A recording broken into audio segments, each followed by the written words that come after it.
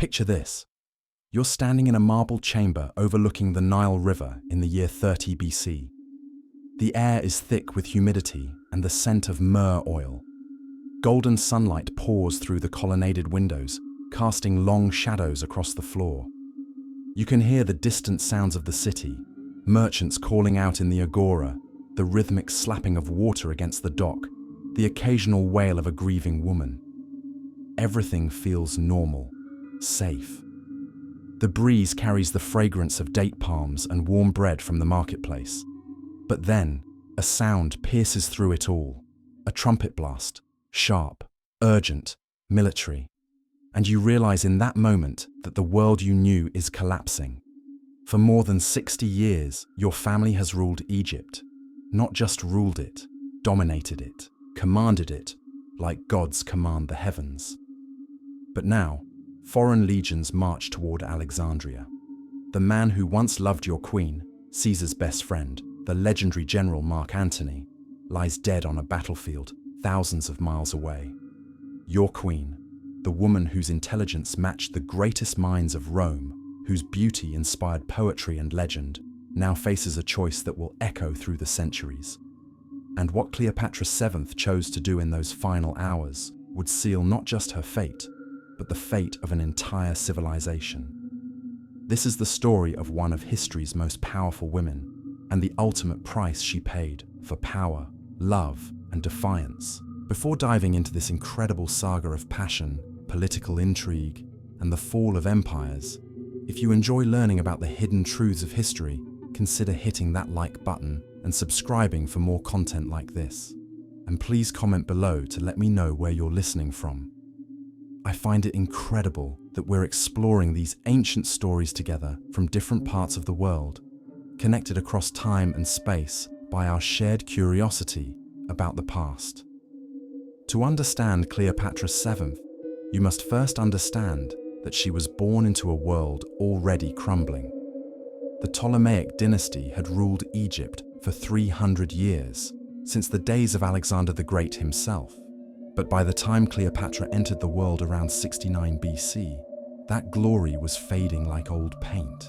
Her father, Ptolemy XIII, was weak.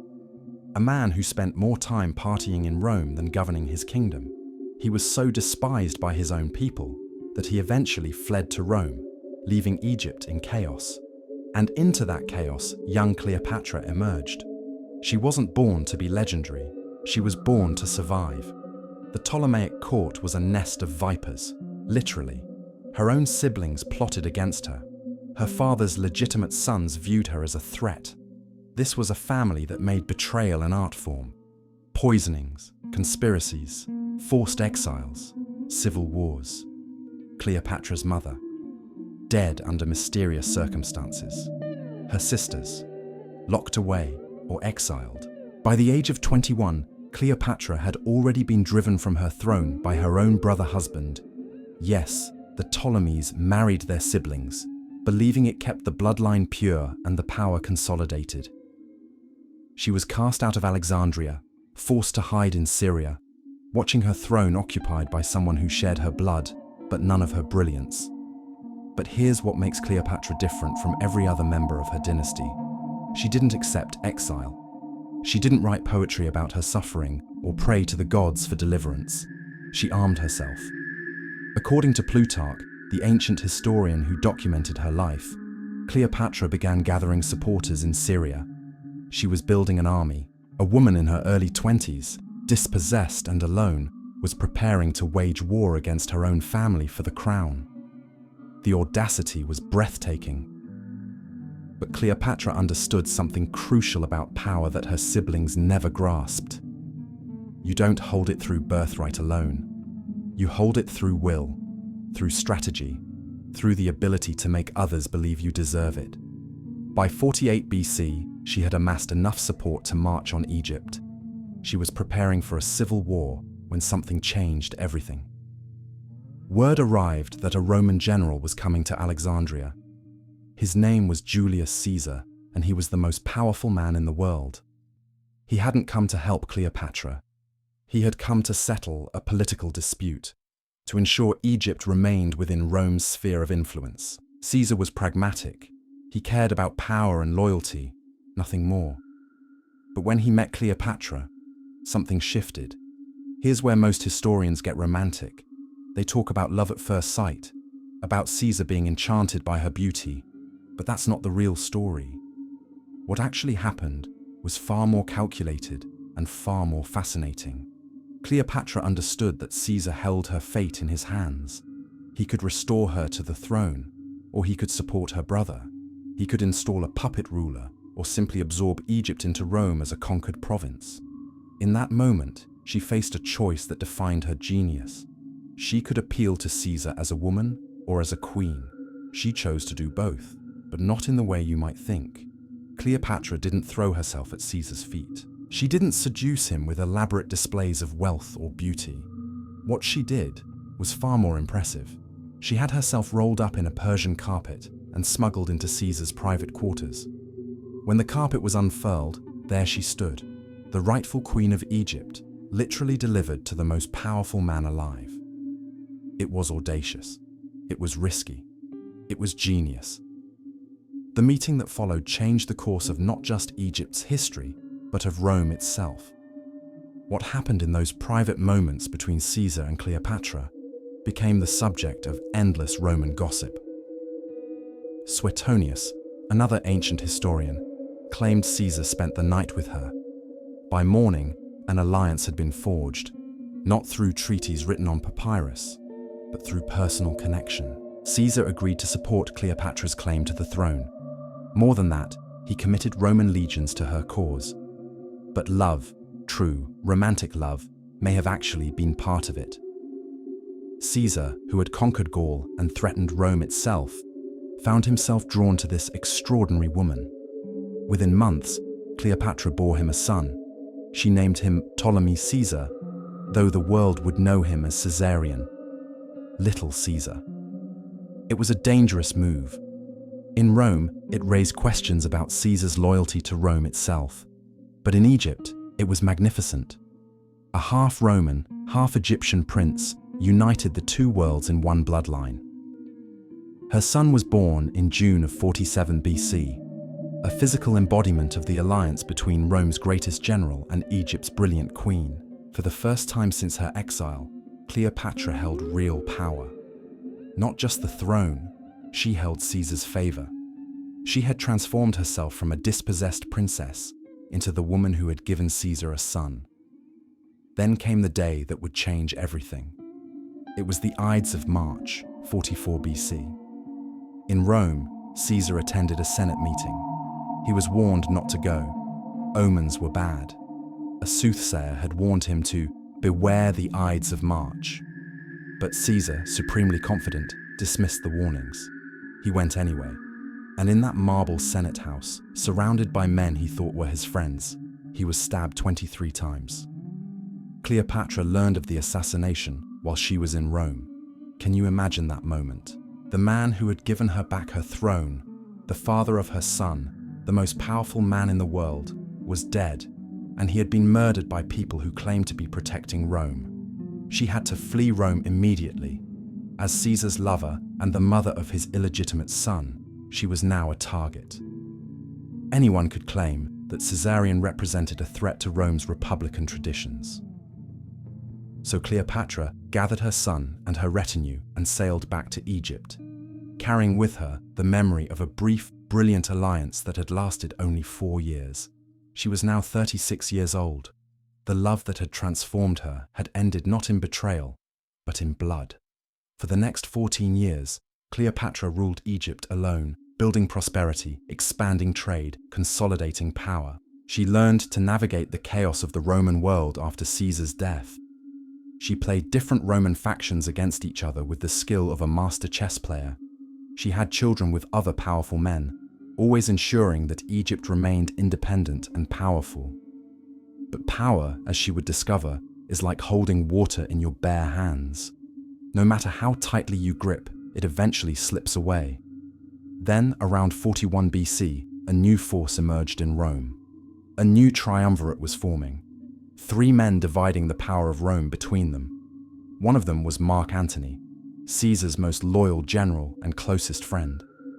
Antony was in his early 40s, a battle-hardened veteran who had commanded legions across the known world. Where Caesar had been calculating, Antony was impulsive. Where Caesar was disciplined, Antony lived for pleasure and spectacle. Antony was a man of appetites, for wine, for power, for glory, and eventually for Cleopatra. They met in Tarsus in 41 BC, and if Caesar's attraction to Cleopatra had been partly political calculation, what happened with Antony was pure, consuming passion. According to Plutarch, Cleopatra arrived on a golden barge with purple sails. She was surrounded by servants fanning her with ostrich feathers. The air was perfumed with incense so powerful it drifted across the entire harbour. Musicians played lyres and harps. It was a display of such magnificent extravagance that it stopped Antony in his tracks. This woman wasn't just rich, she was divine, or so she wanted him to believe. Antony was 42 years old when he saw her step onto that dock. He had spent the last decade conquering territories and expanding Rome's power. He was a military genius, a man of action, a veteran commander whose word could move legions. But he had never seen anything like Cleopatra. She was brilliant, witty, educated in multiple languages, politically savvy, and breathtakingly beautiful. Within days, he forgot why he had come to meet her. By the end of their encounter, he had agreed to support Egypt against any rival, to provide military support, and to do whatever she asked. But more importantly, he had fallen in love. Completely, utterly, helplessly in love. What followed was a romance that shook the foundations of the Roman world. Antony didn't return to Rome for months. He stayed in Egypt with Cleopatra. They traveled together, celebrated together, made plans together.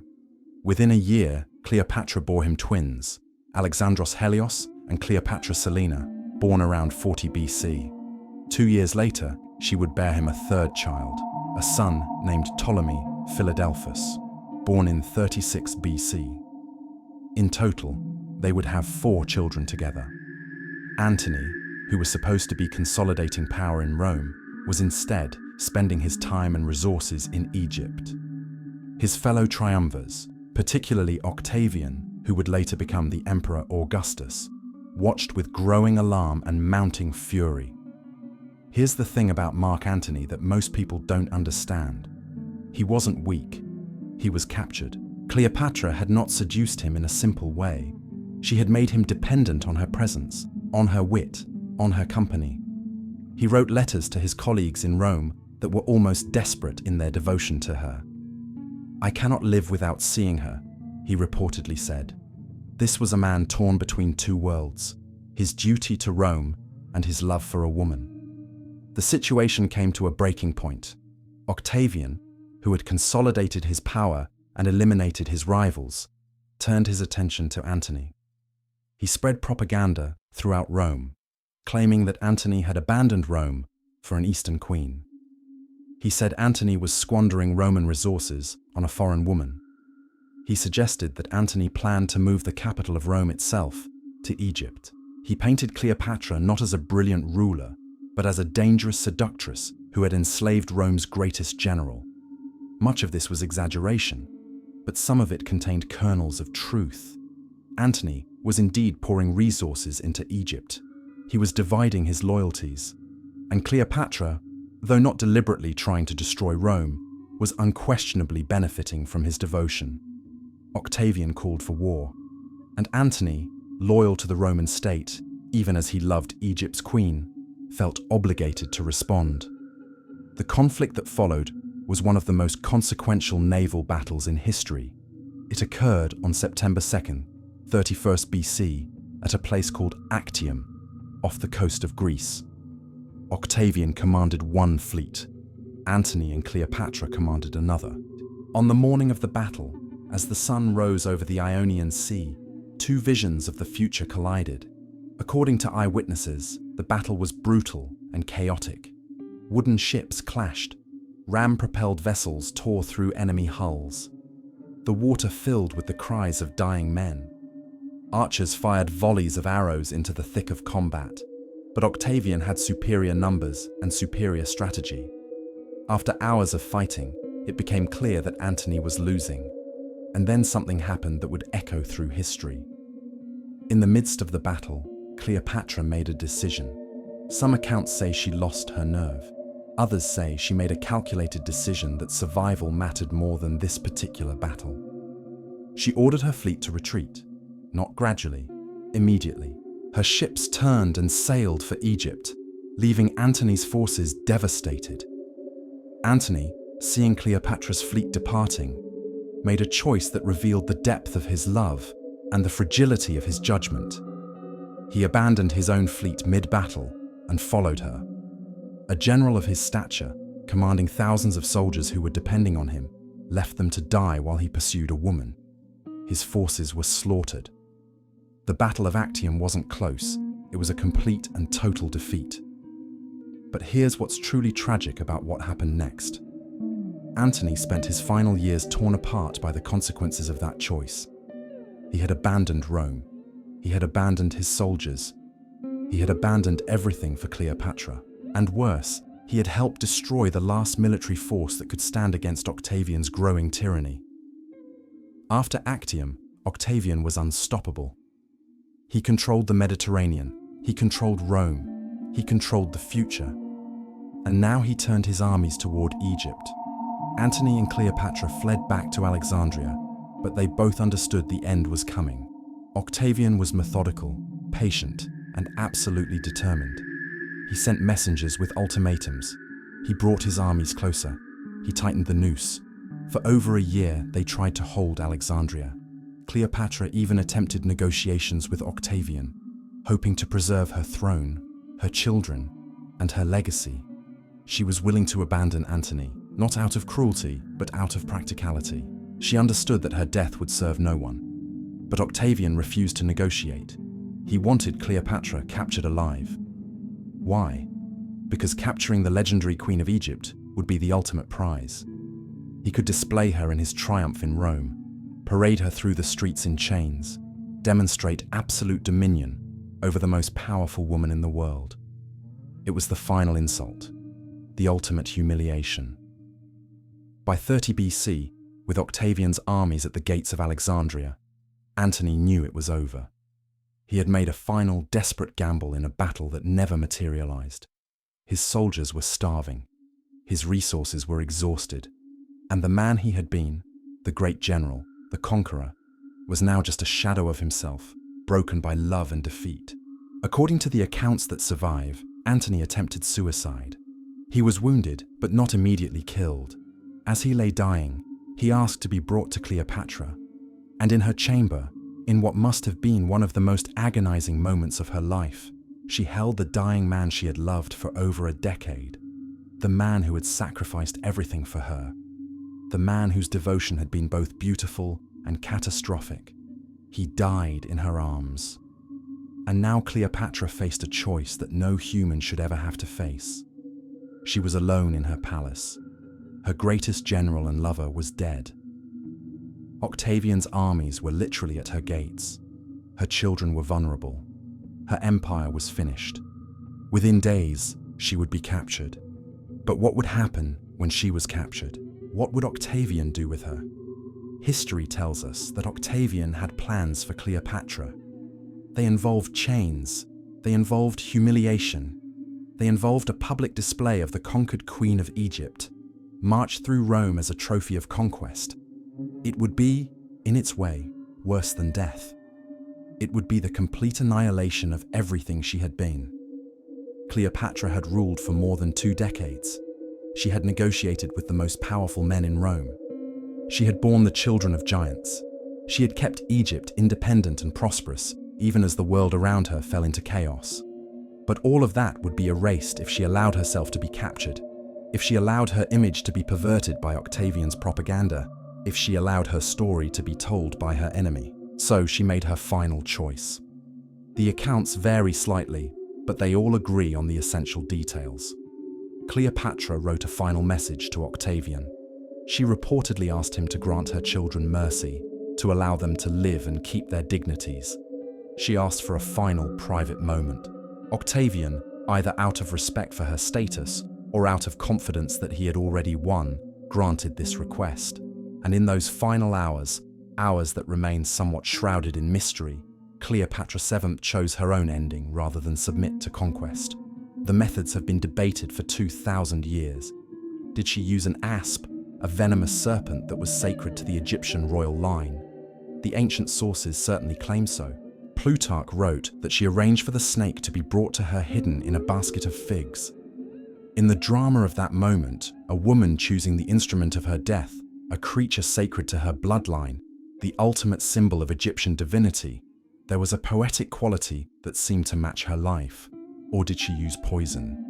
Many historians argue this is more likely, that the serpent story was embellished by later writers, that Octavian and his propaganda machine shaped the narrative to make it more palatable to Roman audiences. A poison would have been faster, more certain, more practical, but it would have been less symbolically perfect. What we know for certain is this. On August 12th, 30th BC, Cleopatra VII, Queen of Egypt, who had negotiated with the greatest rulers of her age, who had borne the children of Rome's mightiest generals, who had kept her kingdom independent against impossible odds, died in her palace in Alexandria. She was 39 years old. When Octavian's soldiers broke down her chamber door, they found her dressed in her royal regalia, composed and serene. She had died on her own terms, on her own timeline, having never bent the knee to Octavian. Her final act was not an act of defeat, it was an act of defiance. Her attendants were found dead beside her, having chosen to follow their queen into death rather than live without her. They had made their choice too. What followed was the end of an era. The Ptolemaic dynasty, which had ruled Egypt since the days of Alexander the Great, ended with Cleopatra. Egypt became a Roman province. Her children were taken from the palace, some to Rome, some to be raised by Octavian's sister in safety. Her will was never executed. Her body was never recovered. Some accounts suggest Octavian ordered a magnificent funeral for her anyway, a final gift to a woman he had respected and feared. The treasure of Egypt was shipped to Rome. The palaces were stripped of their gold. Alexandria, which had been the jewel of the Mediterranean world, became just another Roman city. Octavian went on to become Augustus Caesar, the first emperor of Rome. He ruled for more than 40 years, establishing a dynasty and an empire that would last for centuries. He portrayed himself as the defender of Roman values against the seduction of Eastern decadence. He told the story of how he had defeated the woman who tried to destroy Rome. In his version, he was the hero and Cleopatra was the villain, the foreign temptress who had led Rome's greatest generals astray. But in the 2,000 years since her death, that narrative has shifted. Historians, poets, and philosophers have come to see Cleopatra not as a villain, but as a victim of impossible circumstances. She was born into a world where women were pawns in men's games. She rose to become not just a player in that game, but a master of it. She used every tool at her disposal: her intelligence, her charm, her political acumen, her sexuality, to keep her kingdom independent in a world dominated by Rome. The greatest tragedy of Cleopatra's life isn't how she died. It's what happened to her memory after her death. Octavian controlled the narrative. Roman historians, writing under Octavian and his successors, portrayed her as manipulative, evil, and dangerous. She was depicted as a woman of insatiable appetites, a creature more Eastern than human, a seductress who corrupted good Roman men. But if you read between the lines of even these hostile accounts, you see something different. You see a woman of extraordinary intelligence, a woman who spoke multiple languages: Greek, Egyptian, Aramaic, Hebrew, and possibly Latin. A woman who was well versed in mathematics, philosophy, and politics. A woman who could negotiate with generals and senators, who could command armies, who understood the mechanics of power in ways that most men never could. What makes Cleopatra's story so haunting isn't just her tragic death or her impossible love affairs. It's that she could have been remembered as one of the greatest rulers of her age. She could have been celebrated as a brilliant strategist and a visionary leader. Instead, she was remembered primarily for the men she loved. Caesar, Antony. Their names are forever linked with hers, and while those relationships were undeniably important, they were not the sum of her achievements. She ruled during times of incredible turmoil. She kept Egypt independent when it would have been conquered. She maintained the prosperity of her kingdom. She bore children who survived. She made difficult choices in impossible circumstances. In the end, the most remarkable thing about Cleopatra wasn't her beauty, though she was undoubtedly beautiful. It was her mind. And perhaps the most tragic thing is that because her story was told by her conquerors, her intelligence has been obscured by layers of myth and propaganda. The asp, if it existed, was not the cause of her death. Rome was. Octavian was. The necessity of choosing between humiliation and death was. She was, by all accounts, a remarkable woman thrust into a world where women were not supposed to be remarkable. In her youth, she had been exiled from her own throne by her family. Through force of will and political brilliance, she reclaimed it. She bore the child of Caesar and outlived him by nearly 2 decades. She fell genuinely and deeply in love with Mark Antony. And for 13 years, she attempted to balance that love with the demands of governing a kingdom. She gave him 4 children, twins and 2 other sons, each of whom represented a binding of Egypt and Rome.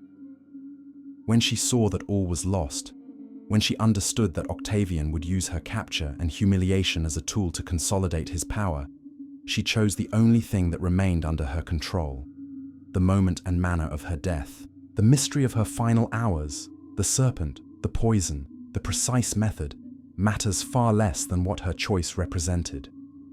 In a life where so much had been decided by men, taken from her by men, determined by the actions of men, she seized one final moment of agency. She decided how her story would end. Not Octavian, not the Roman Senate, not history itself. The palace in Alexandria still stood for several more centuries before earthquakes and time reduced it to rubble that now lies beneath the Mediterranean. Her tomb was never found. Some say it's still somewhere in Egypt, lost to the ages. Others believe Octavian destroyed it, erasing even the physical memory of his greatest rival. What we do know is that the woman who had shaped the politics of the Mediterranean world for nearly 60 years left no permanent monument, no undisputed grave, no place where her remains could be honored. But she lives on in the memories of everyone who has ever learned her story.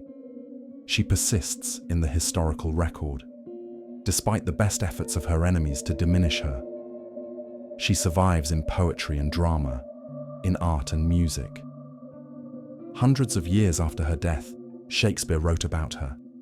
Countless artists have attempted to capture her likeness. Her name is still known to schoolchildren across the world. And in that persistence, in that refusal to be completely forgotten, despite the narrative that her conquerors tried to impose, Cleopatra achieved something greater than any monument. She transcended the limited history that was written about her and became immortal, not as Rome's conquered enemy, but as one of history's most fascinating, most complex, most unforgettable human beings. The Nile still flows past Alexandria. The desert winds still carry the scent of myrrh and incense. But the palaces are gone. The civilization that produced such extraordinary women is dust. And all that remains is the echo of a moment when one woman, facing impossible odds, chose to write her own final chapter. Perhaps that, more than anything else, is the lesson of Cleopatra's life. That in a world determined to define you by your relationships, by your beauty, by your role as a prize to be conquered, true power lies not in control over others, but in the freedom to choose your own fate. In that final defiant moment in her chamber in Alexandria, Cleopatra VII became more than a queen, more than a seductress, more than a historical footnote. She became a symbol of the indomitable human will, the will to remain oneself, even unto death. Her story reminds us that history is not just about emperors and empires, battles and treaties. It's about the people behind the monuments, the brilliant minds, the breaking hearts, the impossible choices that ordinary humans make in extraordinary circumstances. It's about the women whose legacies were rewritten by those who defeated them, yet whose truth persists across the centuries. Cleopatra's Egypt fell to Rome, but Cleopatra herself, she was never conquered. I hope you felt the weight of Cleopatra's story, the passion, the tragedy, the defiance. If this narrative moved you, if you found yourself captivated by the forgotten corners of history, then I encourage you to subscribe to this channel and never miss another episode. Every single video in this series is dedicated to uncovering the stories that history tried to bury, the voices that deserve to be heard across the centuries. Hit that like button if Cleopatra's courage resonated with you. Comment below with your thoughts about her final choice. Did she win by refusing to be humiliated? Or did Octavian truly claim victory? I read every single comment, and your perspective matters. Share this story with someone who loves history as much as you do. There are incredible minds out there who need to know about the real Cleopatra, not the version Hollywood sells or the propaganda Rome created. Let's reclaim these forgotten narratives together. Turn on notifications so you're the first to know when we explore the next untold chapter of history. Stories of power, betrayal, and human resilience that will keep you up at night.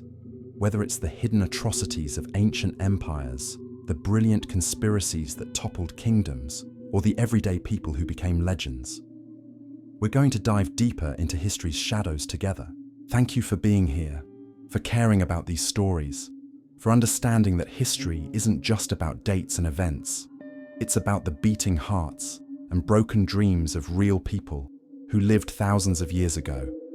Their struggles, their triumphs, their defiance, it all matters. I'll see you in the next one. Until then, keep questioning the official narratives. Keep seeking the truth that history hides. Because every forgotten story is a reminder of what it means to be human. Subscribe now.